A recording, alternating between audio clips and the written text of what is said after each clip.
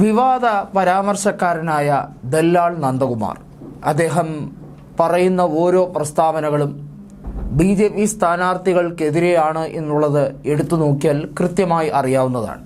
ആലപ്പുഴയിലെ NDA സ്ഥാനാർത്ഥിയായിട്ടുള്ള BJPയുടെ ശോഭാ സുരേന്ദ്രനെതിരെയും പത്തനംതിട്ടയിലെ NDA സ്ഥാനാർത്ഥിയായ BJPയുടെ Anil K ആന്റണിക്കെതിരെയും ഇദ്ദേഹം നടത്തിയ പരാമർശങ്ങൾ ഗുരുതരമാണ്.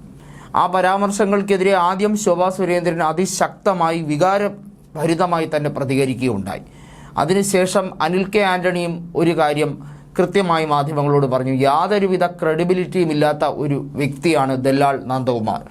ഇദ്ദേഹം മുൻപ് സോളാർ കമ്മീഷനുമായി ബന്ധപ്പെട്ട കാര്യങ്ങളിൽ അദ്ദേഹം എങ്ങനെയാണ് അന്ന് ഉമ്മൻചാണ്ടിയെ കൂടുതൽ കുരുക്കിലേക്കാക്കാൻ അല്ലെങ്കിൽ UDFനെ തേജോവധം ചെയ്യാൻ ശ്രമിച്ചത്, അതേ രീതി, അതായത് ദല്ലാൾ നന്ദകുമാറിനെ എങ്ങനെയാണ് കൃത്യമായി ഇടതുപക്ഷം അല്ലെങ്കിൽ CPIM കൃത്യമായി ഉപയോഗിച്ചത്, അതിൻ്റെ ഒരു ബാക്കി പത്രം മാത്രമാണ് ഇത് എന്ന് തന്നെയാണ് BJP ഈ പരാമർശത്തെക്കുറിച്ച് പറയുന്നത്. അതിനകത്ത് ആദ്യം പറയേണ്ടത് ആലപ്പുഴയിൽ ശോഭാ സുരേന്ദ്രൻ 10 ലക്ഷം രൂപ കൈപ്പറ്റി എന്ന് പറഞ്ഞുകൊണ്ടുള്ള ദല്ലാൾ നന്ദകുമാറിൻ്റെ ആരോപണമാണ്. അതിനകത്ത് എടുത്തു പറഞ്ഞിരിക്കുന്ന ഭൂമി ഇടപാടിന് കരാറുണ്ടായിരുന്നില്ല, അക്കൗണ്ട് വഴിയാണ് തുക നൽകിയത്. ഭൂമി ഇടപാടുമായി ബന്ധപ്പെട്ട് ശോഭാ സുരേന്ദ്രൻ 10 ലക്ഷം രൂപ അവർ കൈപ്പറ്റിയിരിക്കുന്നു എന്ന രീതിയിലുള്ള പരാമർശമാണ് ആദ്യം നടത്തിയിരിക്കുന്നത്. ഈ പണം തരാമെന്ന് പറഞ്ഞതല്ലാതെ തിരികെ തന്നിട്ടില്ല എന്നുള്ള കാര്യവും ദല്ലാൾ നന്ദകുമാർ വ്യക്തമാക്കുന്നുണ്ട്. അതായത് ഈ നന്ദകുമാർ ഇതുപോലുള്ള ആരോപണങ്ങൾ പറയുമ്പോൾ അതിനകത്ത് അയാൾ പറയുന്നൊരു കാര്യം, എന്നായിരുന്നാലും തനിക്കെതിരെ അന്വേഷണം വരും, കേന്ദ്രത്തിൽ ആരാണ് വരാൻ പോകുന്നതെന്ന് എല്ലാവർക്കും അറിയാം, അവരുടെ അന്വേഷണം കൃത്യമായും തനിക്കെതിരെ നീങ്ങും, അതുകൊണ്ട് തന്നെ ഈ അന്വേഷണത്തിലൊന്നും ഭയമില്ല എന്ന തരത്തിലേക്കാണ് വരുന്നത്. താൻ ഒരു പാർട്ടിയുടെ ആളല്ല, തനിക്കെതിരെ നടത്തിയ അപകീർത്തികരമായ പരാമർശത്തിന് സുരേന്ദ്രന് വക്കീൽ നോട്ടീസ് അയച്ചിട്ടുണ്ട്, അദ്ദേഹം കൈപ്പറ്റിയിട്ടുണ്ട്, അനിൽ ആന്റണിക്കും നോട്ടീസ് അയച്ചിട്ടുണ്ട് എന്നൊക്കെയാണ് പറയുന്നത്. NDAയോ ഇന്ത്യ മുന്നണിയോ ഏത് സർക്കാർ വന്നാലും ഇതിനകത്ത് അന്വേഷണം ഉണ്ടാകും, അതുകൊണ്ട് അന്വേഷിക്കണം എന്നുള്ള കാര്യത്തിൽ താനും ഉറച്ചു നിൽക്കുന്നു. തൻ്റെ ഈ കാര്യങ്ങൾ, തൻ്റെ ഭാഗം തെളിയട്ടെ, അത് സത്യമാണോ കള്ളമാണോ എന്ന് അന്വേഷണത്തിലൂടെ ബോധ്യപ്പെടട്ടെ എന്നുള്ള കാര്യമാണ് പറഞ്ഞിരിക്കുന്നത്. പക്ഷേ ഇതിനകത്ത് വ്യക്തമായിട്ട് മറ്റൊരു കാര്യം കൂടി പറഞ്ഞിരിക്കുന്നത്, അനിൽ കെ ആന്റണിക്കെതിരെ പരാമർശം നടത്തിയിരിക്കുന്നത് മറ്റൊരു രീതിയിലാണ്. അതായത് CBIയുടെ standing counselling interview call letter പകർപ്പ്, ആ പകർപ്പ് തൻ്റെ കയ്യിലുണ്ടെന്നും തനിക്ക് അതിൽ വന്ന വിസിറ്റിംഗ് കാർഡ് ഉണ്ടെന്നും അത് കൃത്യമായി ഉപയോഗിക്കാൻ വേണ്ടിയാണ് നന്ദകുമാർ ശ്രമിച്ചത്. ഈ കാര്യങ്ങളാണ് അനിൽ കെ ആന്റണിയെ ചൊടിപ്പിച്ചത്. അനിൽ കെ ആന്റണി ഇതിനോടകം തന്നെ മാധ്യമങ്ങളോട് പറഞ്ഞിരിക്കുന്ന യാതൊരുവിധ ക്രെഡിബിലിറ്റിയും ഇല്ലാത്ത ഒരാൾ വന്ന് തനിക്കെതിരെ അപകീർത്തികരമായിട്ടുള്ള കാര്യങ്ങൾ പറയുകയാണ്. അനിൽ വഴി CBI സ്റ്റാൻഡിംഗ് കൗൺസിലിൻ്റെ സ്ഥാനത്തേക്ക് തൻ്റെ വക്കീലിനെ എത്തിക്കാനായിരുന്നു ശ്രമമെന്നൊക്കെയാണ് നന്ദകുമാർ പറഞ്ഞു വയ്ക്കുന്നത്.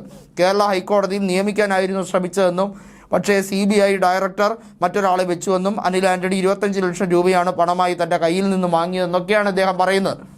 ഇത്തരത്തിൽ ഓരോ BJP സ്ഥാനാർത്ഥികളെയും കേന്ദ്രീകരിച്ചുകൊണ്ടുള്ള ആരോപണം, ഇതിന് പിന്നിൽ കളിക്കുന്നത് കൃത്യമായും ഇതിനകത്ത് CPIMൻ്റെ ഉന്നതമായ ഇടപെടൽ ഉണ്ട് എന്നുള്ള ആരോപണം ഇതിനോടകം തന്നെ ശോഭാ സുരേന്ദ്രനും അതുപോലെ തന്നെ അനിൽ കെ ആന്റണിയും വ്യക്തമായി ആരോപിക്കുന്ന ഒരു സാഹചര്യമുണ്ടായി.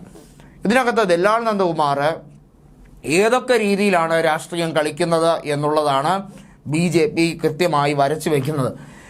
പ്രത്യക്ഷത്തിൽ പറഞ്ഞു കേട്ടാൽ ഇതിനകത്ത് രണ്ടിടത്തും കഴമ്പില്ലേ എന്നുള്ള സംശയം വരും. പക്ഷേ അതിനകത്ത് അടിസ്ഥാനപരമായി നന്ദകുമാർ ഏതൊക്കെ രാഷ്ട്രീയ രീതിയിലേക്ക് അതിനെ ചിത്രീകരിക്കാൻ ശ്രമിക്കുന്നു, അത് ഒരുതരം വളച്ചൊടിക്കൽ തന്നെയാണ് എന്നുള്ളത് ശോഭാ സുരേന്ദ്രൻ കൃത്യമായി വ്യക്തമാക്കിയിട്ടുണ്ട്. പക്ഷേ ആ വ്യക്തതയ്ക്ക് നമുക്കൊരു ഉത്തരം കിട്ടണമെങ്കിൽ അതിന് അന്വേഷണം പ്രഖ്യാപിച്ചാൽ മാത്രമേ മതിയാവുകയുള്ളൂ.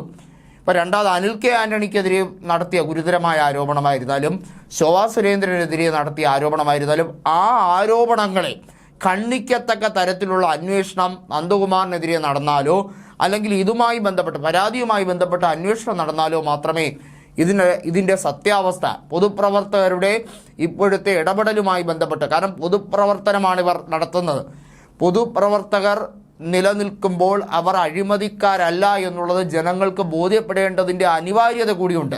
അപ്പോൾ ഇങ്ങനൊരു ആരോപണം ഉന്നയിച്ചിട്ട് തടി തപ്പാമെന്ന് നന്ദകുമാർ വിചാരിക്കുകയേ വേണ്ട. അത് നന്ദകുമാറും തന്നെ പറയുന്നുണ്ട്, താൻ അങ്ങനെ രക്ഷപ്പെടാനല്ല, താൻ ഈ ആരോപണം വ്യക്തമായ സ്വബോധത്തോടു കൂടി തന്നെയാണ് ഉന്നയിച്ചിരിക്കുന്നത്. എന്നൊരു പ്രസ്താവന കൂടി നടത്തിയിട്ടുണ്ട്. വെറുതെയല്ല, ഏത് മുന്നണി വന്നാലും, NDA ആയിരുന്നാലും ഇന്ത്യ മുന്നണി വന്നാലും തനിക്കെതിരെയുള്ള അന്വേഷണം ഉറപ്പാണ് എന്ന് വ്യക്തമാക്കിക്കൊണ്ടാണ് നന്ദകുമാർ ഈ പ്രസ്താവന പറഞ്ഞിരിക്കുന്നത്. വെറുതെ ഒരു പ്രസ്താവന അദ്ദേഹം പറയുമോ എന്ന ചോദ്യം അവിടെ ബാക്കിയാണ്.